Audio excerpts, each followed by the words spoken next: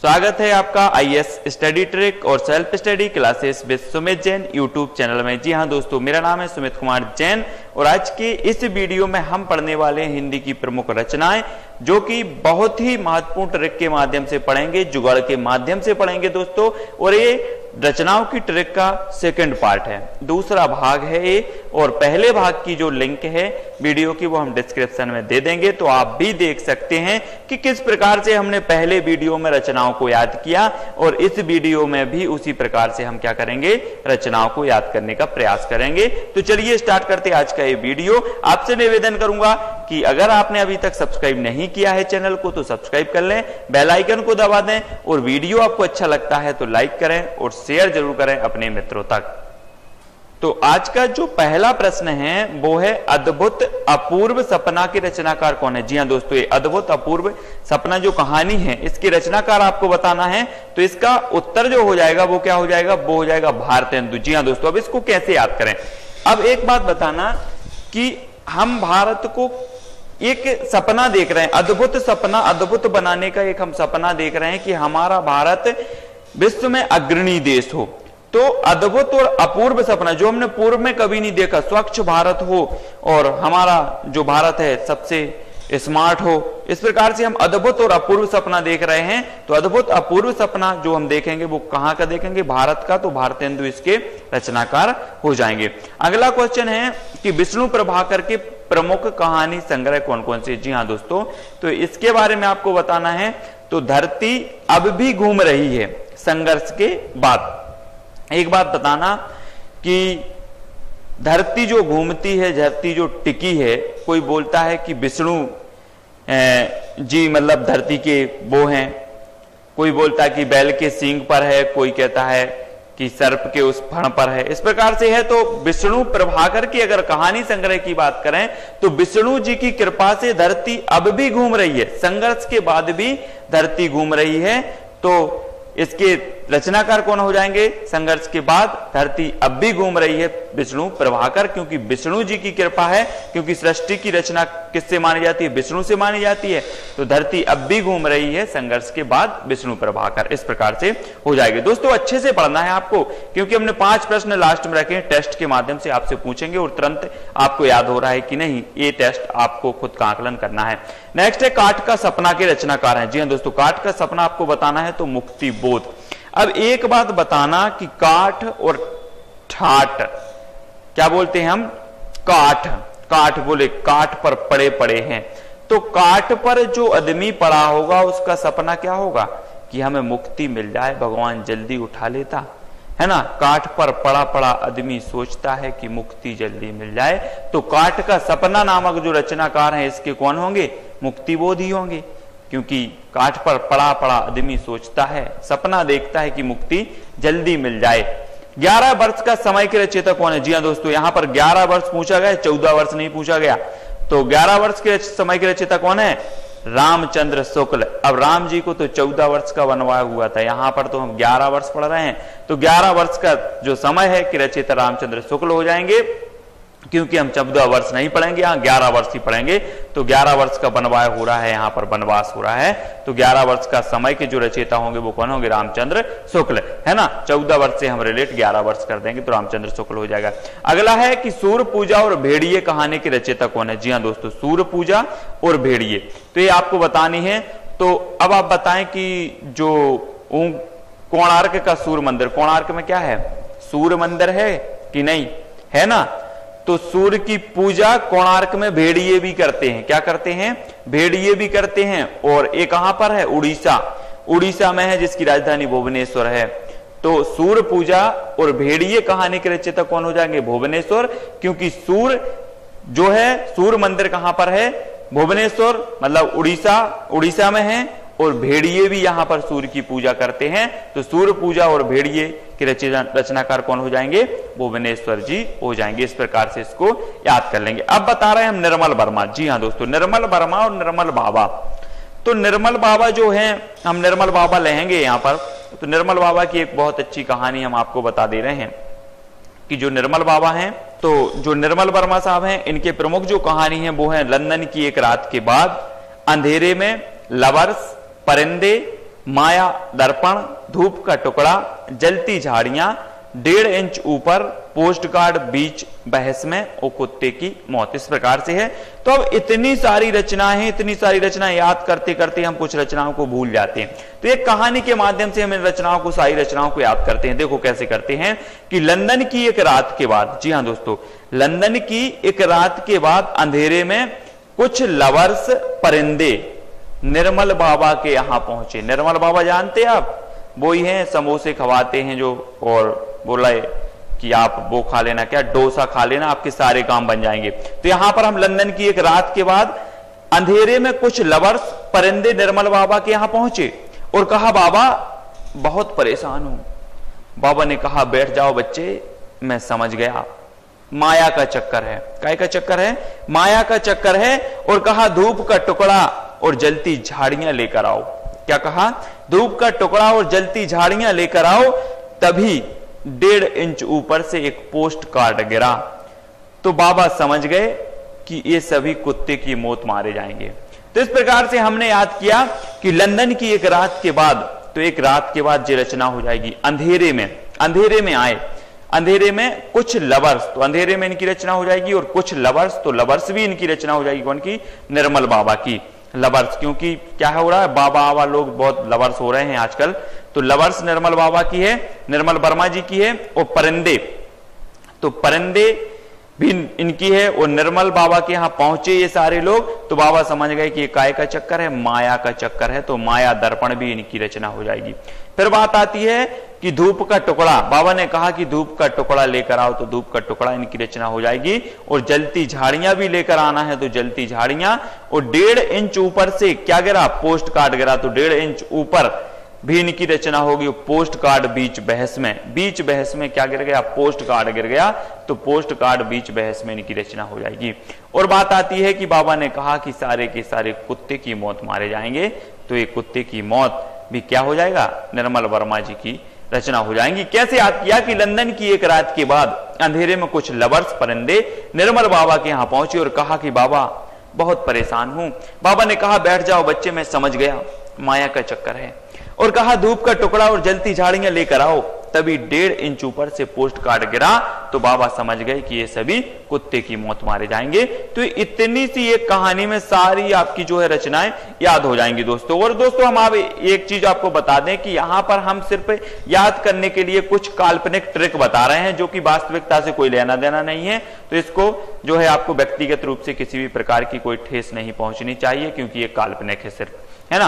अब बात करते हैं कि डिप्टी कलेक्टरी जिंदगी और जोंक किसकी रचना है। तो ये जो रचना है वो किसकी है? अमरकांत जी की। तो डिप्टी कलेक्टर साहब ने क्या सोचा कि जिंदगी और झोंक से क्या हो जाएं? अमर हो जाएं। जिंदगी में नोक झोंक चल रही है और ये अमर होना चाहते हैं। कौन? डिप्टी कलेक्टर साहब।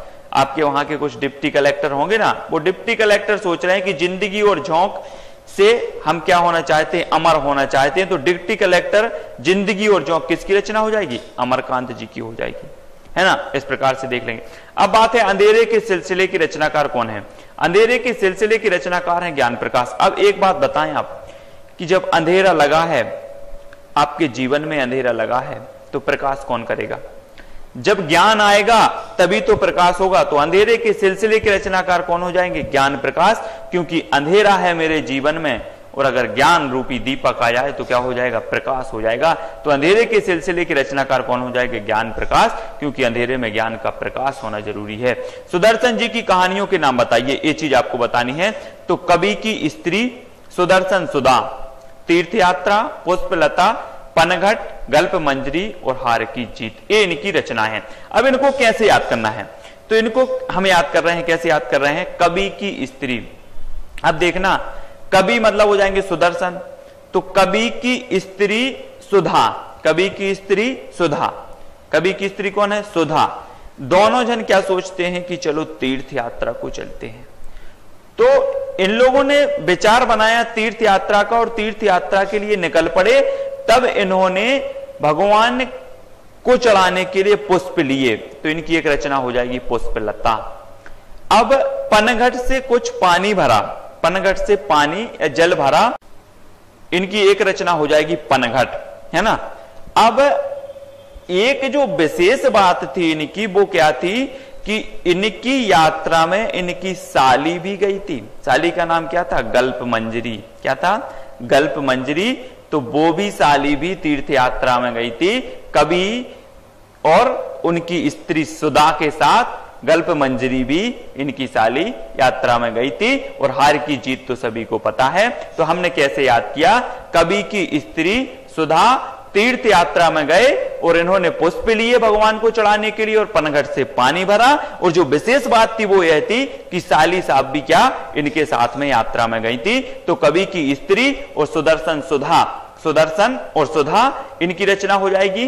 तीर्थ यात्रा में गए तो तीर्थ यात्रा, पुष्प लिए तो पुष्पलता, और पनघट से पानी भरा तो पनघट, और गल्प मंजरी इनकी साली थी तो गल्प मंजरी इनकी रचना हो जाएगी। और हार की जीत तो आपको पता ही है, तो हार की जीत इनकी रचना हो जाएगी। तो इस प्रकार से हमने सुदर्शन जी की कहानियों को याद कर लिया। विशेष बात यही थी कि गल्प मंजरी इनकी जो साली थी वो भी तीर्थ यात्रा में गई हुई थी, ये विशेष बात थी।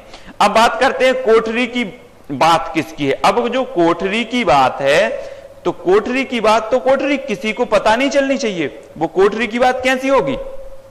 कैसी होगी कोठरी की बात? अज्ञेय होगी, क्योंकि हमें भी ज्ञात नहीं है कि कोठरी की बात क्या है। तो ये कोठरी की जो रचना है, कोठरी की बात की जो रचना है वो किसकी होगी? अज्ञेय जी की, क्योंकि कोठरी की बात अज्ञेय होती है, किसी को पता नहीं चलती। इस प्रकार से याद कर लेंगे। नेक्स्ट है प्रश्न चिन्ह किसकी रचना? जी हाँ दोस्तों, यहां प्रश्न चिन्ह खड़ा हो रहा है। काय पे प्रश्न चिन्ह खड़ा हो रहा है? वो हो रहा है गंगा। गंगा नदी आप समझते हैं, गंगा नदी की स्वच्छता पर प्रश्न चिन्ह खड़ा है कि गंगा नदी को स्वच्छ कैसे बनाया जाए, है ना। तो प्रश्न चिन्ह किसकी रचना हो जाएगी? गंगा प्रसाद विमल की, क्योंकि गंगा पर प्रश्न चिन्ह लगा है कि गंगा को स्वच्छ कैसा बनाया जाए। तो प्रश्न चिन्ह रचना हो जाएगी गंगा प्रसाद विमल की, है ना। अब बात आती है सांप और छाया कहानी के रचयिता कौन है? जी हाँ दोस्तों, सांप और छाया। तो सांप आपको पता ही होगा, किसके गले में रहते सांप? शंकर जी के रहते हैं। और छाया भी हमारे ऊपर किसकी है? शंकर जी की। तो इसके रचनाकार कौन हो जाएंगे? जयशंकर प्रसाद। शंकर जी के गले में सांप है तो सांप इनकी रचना हो जाएगी जयशंकर प्रसाद की। और जयशंकर प्रसाद छायावाद के भी प्रमुख कवि हैं, तो छाया भी इनकी कहानी होगी। या फिर कहें कि शंकर जी की छाया हमारे ऊपर है, हमारे ऊपर कृपा है, तो इनकी रचना हो जाएगी। तो सांप और छाया कहानी के रचयिता कौन हो जाएंगे? जयशंकर प्रसाद, क्योंकि जयशंकर प्रसाद की गले में सांप है और उनकी छाया हमारे ऊपर है, कृपा उनकी हमारे ऊपर। इस प्रकार से याद कर लेंगे। नेक्स्ट है किशोरीलाल गोस्वामी की दो रचनाओं के नाम बताओ। अब किशोरी, किशोर और किशोरी, है ना, ऐसे होते ना। तो यहां पर किशोरी की यहां पर बताना है रचनाओं के नाम। तो किशोर लोग बता देंगे, दो रचनाओं के नाम बताना है। तो क्या होता है कि किशोरी कौन है? इंदुमती। किशोरी इंदुमती क्या खिला रही हैं? गुल खिला रही हैं, गुल। तो किशोरीलाल गोस्वामी की दो रचनाएं कौन हो जाएंगी? एक तो इंदुमती, इंदुमती जो किशोरी हैं वो क्या खिला रही हैं? गुल खिला रही हैं, गुल बहार कर रही हैं। इस प्रकार से इनकी दो रचनाएं हो जाएंगी किशोरीलाल गोस्वामी की। बोले किशोरी, तो किशोरी से हम ले लेंगे किशोरी कौन है? इंदुमती है। और ये क्या खिला रही है? गुल खिला रही है, तो गुल बहार इनकी रचना हो जाएगी। नेक्स्ट रानी केतकी की कहानी के रचनाकार कौन है? जी हाँ दोस्तों, रानी केतकी। रानी केतकी की कहानी जो है उसे इंसान ही नहीं अल्लाह ने भी सुनी है। तो इंसा अल्लाह खां हो जाएगी। इंसानों ने नहीं सुनी बल्कि अल्लाह ने भी सुनी है। तो रानी केतकी की कहानी के रचनाकार कौन हो जाएंगे? इंसा अल्लाह खां। इंसानों ने और अल्लाह ने भी रानी केतकी की कहानी सुनी। इस प्रकार से याद कर लेंगे। चंद्रधर शर्मा गुलेरी की कहानियों के नाम बताओ। जी हाँ दोस्तों, चंद्रधर शर्मा गुलेरी की हमें कहानी का जो है क्या करना है? कहानी को बताना है। तो इनकी ये तीन कहानी है कि उसने कहा था सुखमय जीवन बुद्धू का कांटा। उसने कहा था, किसने कहा था? चंद्रधर शर्मा गुलेरी ने कहा था कि सुखमय जीवन बुद्धू का कांटा। उसने कहा था सुखमय जीवन बुद्धू का कांटा, चंद्रधर शर्मा गुलेरी। इस प्रकार से इसको याद कर लेंगे। चंद्रधर शर्मा गुलेरी, एक यहां पर कोड ही सीधा सीधा बन जाता है कि उसने कहा था सुखमय जीवन बुद्धू का कांटा, है ना, चंद्रधर शर्मा गुलेरी। नेक्स्ट है मुंशी प्रेमचंद की प्रमुख कहानियां आपको बताना। प्रेमचंद की हमने उपन्यास पढ़े थे, बहुत अच्छे से पढ़े थे, उसी प्रकार से हम इनकी कहानियां भी पढ़ेंगे। बता देते हैं कि इनकी एक कहानी है पूस की रात। पूस की रात में शतरंज के खिलाड़ियों ने क्या? पूस के रात में शतरंज के खिलाड़ियों ने बेटों वाली विधवा सप्त सरोज को बूढ़ी काकी के सामने ठाकुर के कुआं में कफन बांधकर पंच परमेश्वर के पास भेज दिया। एक कहानी बन गई कि पूस की रात में शतरंज के खिलाड़ियों ने बेटों वाली विधवा सप्त सरोज को, कौन को? सप्त सरोज को बूढ़ी काकी के सामने ठाकुर के कुएं में कफन बांधकर पंच परमेश्वर के पास भेज दिया। तो ये प्रेमचंद की प्रमुख कहानियां हो जाएंगी, मुंशी प्रेमचंद की। और क्या कर रहे हैं? प्रेम कर रहे हैं। और पूस की रात में शतरंज के खिलाड़ियों ने बेटों वाली विधवा सप्त सरोज को बूढ़ी काकी जो है के सामने ठाकुर के कुएं में कफन बांधकर पंच परमेश्वर के पास क्या कर दिया? भेज दिया। इस प्रकार से ये मुंशी प्रेमचंद की प्रमुख कहानियों को हम याद कर लेंगे। पूस की रात, शतरंज के खिलाड़ी, बेटों वाली विधवा, सप्त सरोज, बूढ़ी काकी, ठाकुर का कुआं, कफन और पंच परमेश्वर। जी हाँ दोस्तों, नेक्स्ट है क्या है? प्रायश्चित किसका रचना? प्रायश्चित किसकी रचना है? तो प्रायश्चित करना है। यहाँ पर हमने पाप बहुत किए हैं तो प्रायश्चित करना है। तो प्रायश्चित कहां करेंगे हम जाके? भगवती चरण वर्मा, भगवती के पास जाकर करेंगे कि पड़ोसी के पास जाएंगे कि नहीं आप तो हमें माफ कर दो, हमारे पास बहुत गलतियां हो गई? आप भगवती के पास जाएंगे कि भगवती मुझे प्रायश्चित करना है मुझे अपने पापों का। तो प्रायश्चित किसकी रचना हो जाएगी? भगवती चरण वर्मा की हो जाएगी, क्योंकि हमें भगवती के सामने जाकर प्रायश्चित करना है। नेक्स्ट है इन्हें भी इंतजार है। आपको भी इंतजार है कि नहीं है? इंतजार काहे का? ये रचनाओं का कि जल्दी याद हो जाए। तो हमें भी इंतजार है। काहे का इंतजार है? शिव का प्रसाद पाने का। शिव का प्रसाद मिल जाए तो जल्दी से एग्जाम निकल जाएंगे सारे। तो इन्हें भी इंतजार है शिव का प्रसाद, है ना? शिव का प्रसाद मिल जाएगा आपको भी। तो इन्हें भी इंतजार है। कहानी की रचना कौन हो जाएंगे? शिव प्रसाद सिंह हो जाएंगे, क्योंकि इन्हें भी इंतजार है शिव प्रसाद का, शिव के प्रसाद का। तो शिव प्रसाद सिंह हो जाएंगे। महेंद्र भल्ला की प्रमुख कहानियों के नाम बताना है। महेंद्र भल्ला साहब आपने सुना है कि नहीं सुना? ये नाम सुना होगा, महेंद्र भल्ला। इनकी कहानियां हैं एक पति के नोट्स 3-4 दिन। क्या कहा महेंद्र भल्ला ने? कहा एक महिला से कि अपने पति के नोट्स दे देना 3-4 दिन के लिए पढ़ने के लिए, है ना? तो उस महिला ने कहा जी हाँ बिल्कुल ले जाइए, आप तो पढ़िए। तो महेंद्र भल्ला की जो 2 कहानियां हैं वो है एक पति के नोट्स 3-4 दिन के लिए चाहिए थे। कौन को? महेंद्र भल्ला साहब को। कि इन्होंने कहा महिला से कि आपके पति के नोट्स जो हैं बनाए हैं वो 3-4 दिन के लिए मुझे दे देना पढ़ने के लिए, एग्जाम है ना? तो महेंद्र भल्ला की प्रमुख कहानियां कौन सी? एक पति के नोट्स 3-4 दिन। इस प्रकार से 2 हो जाएंगी। नरेश मेहता की प्रमुख कहानियां आपको बताने। जी हाँ दोस्तों, नरेश मेहता साहब की कहानियां हैं कि निशाजी तथापि समर्पित महिला हैं। निशाजी तथापि समर्पित महिला हैं। किसके लिए समर्पित हैं? नरेश मेहता के लिए समर्पित है। नरेश मेहता के लिए निशाजी तथापि समर्पित महिला हैं। इस प्रकार से इनकी रचना हो जाएंगी। नरेश मेहता साहब की जब भी रचनाओं की याद आएगी तो निशा जी को याद किया जाएगा। निशा जी तथापि समर्पित महिला है नरेश जी के लिए, है ना? तो नरेश जी के लिए निशा जी तथापि समर्पित महिला हैं। तो निशा जी तथापि और समर्पित महिला इनकी रचना हो जाएंगी। आहुति किसकी रचना है? आहुति कहानी आपको बताना है। आहुति देना है हमें, और जोश में आके नहीं देना, होश में आके देना है। तो आहुति दोगे ना आहुति? तो ईलाचंद्र जोशी आएंगे। ईलाचंद्र जोशी ने जोश में आकर आहुति दे दी। आप भी नहीं दे देना आहुति, जोश में आकर आहुति देना है तो आहुति दे सकते हैं आप, है ना? तो आहुति किसकी कहानी हो जाएगी? ईलाचंद्र जोशी की। जी हाँ दोस्तों, ऐसा याद हो जाएगा। बात करते हैं मुक्तिबोध की प्रमुख रचनाएं। जी हाँ दोस्तों, मुक्तिबोध की जो रचनाएं हैं उसके बारे में एक हम आपको कहानी बताने वाले हैं। और इस कहानी का कोई वास्तविकता से लेना देना नहीं है, आप बिल्कुल भी मतलब इसका वो नहीं लेना। एक कहानी बता रहे हैं, इनकी पूरी रचनाएं आपको याद हो जाएंगी फटाफट। अब मुक्तिबोध साहब जो थे, मुक्तिबोध की रचनाओं को हम एक कहानी के माध्यम से याद करते हैं। मुक्तिबोध जी एक दिन बोले कि मेरी जीवन की एक अंतर कथा है कि मुझे रात में चलने की बीमारी है। क्या है? मुझे रात में चलने की बीमारी है और मेरा एक सपना है कि मैं एक अच्छी सी कन्या देखकर क्या कर लूं? शादी कर लूं। अब देखना, यहां पर आदमी का मतलब एक जीवन की कथा सुना रहे हैं, फिर यहां पर एक सपना है कि एक अच्छी सी कन्या से शादी कर लूं। तो यहां से आदमी उठ रहा है, सतह से उठता आदमी, है ना? तो सतह से आदमी उठ रहा है। तो फिर क्या होगा? अब इनके जो सपना है फिर आत्मसंघर्ष चलेगा। आत्मसंघर्ष इनके मन में चल रहा है। आत्मसंघर्ष चलते चलते ये एक कन्या को देखने जाते हैं शादी के लिए, है ना। शादी के लिए देखने जाते हैं तो क्या होता है, हम बता दें आपको कि मुक्तिबोध का पूरा नाम क्या है, गजानन माधव मुक्तिबोध। अब गजानन किसको बोलते हैं, गणेश जी को। तो अब जब ये कन्या जी को, तो गणेश जी से हम रिलेट करेंगे इसको, तो आत्मसंघर्ष इनके मन में चल रहा है और गए कहां, कन्या को देखने। तो कन्या ने जब इनको देखा, इनने कन्या को देखा, तो कन्या ने कहा कि चांद का मुंह टेढ़ा, चांद का मुंह टेढ़ा है। तो इनके मन में आया कि मैं पात्र नहीं हूं, विपात्र हूं, मैं पात्र नहीं हूं, विपात्र हूं।